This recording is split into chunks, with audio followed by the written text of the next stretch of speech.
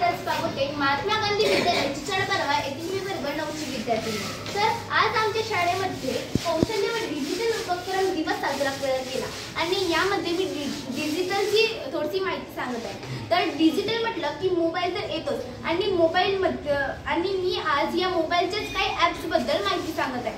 तर मित्रांनो, आज वर्तमानात मोबाईलचा वापर अत्यंत वाढला आहे। आपण आपल्या दैनंदिन जीवनामध्ये मोबाईलचा वापर खूप करतो। आपण आपल्या शालेय अभ्यासामध्ये, नोकरीमध्ये, कोणत्याही व्यवसायामध्ये मोबाईलचा वापर करतो। तर इथे पहिला येतो तो म्हणजे यूट्यूबमध्ये आपण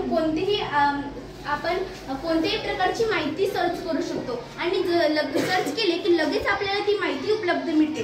जसे की आपण शाळेमध्ये कोणतेही चॅप्टर जर आपल्याला समजला नसेल तर आपण तो घरी जाऊन त्याचे रिव्हिजन करण्यासाठी या यूट्यूबवर सर्च केले की लगेच आपल्याला त्याची माहिती मिळते। यामध्ये वेगवेगळ्या प्रकारचे शिक्षक आपल्याला शिकवतील आणि ते आपण समजून घेऊ शकतो।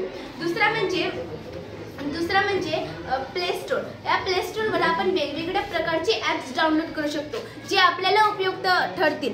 कोणत्याही प्रकारच्या शालेय अभ्यासक्रमाचे ॲप्स आपण इथे डाउनलोड करू शकतो आणि कुठल्याही प्रकारचा कोर्स सुद्धा करू शकतो। तिसरा म्हणजे गुगल। या गुगलवर आपण कुठल्याही प्रकारची माहिती पाहू शकतो जी आपल्याला समजली नसेल व आपल्या दैनंदिन जीवनामधल्या बातम्या सुद्धा पाहू शकतो।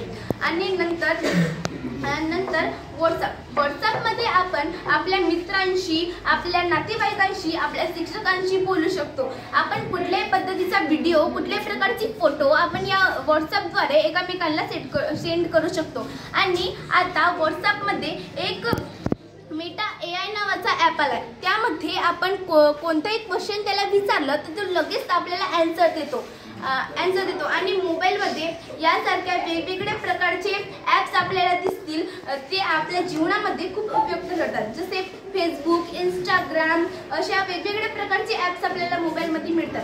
धन्यवाद।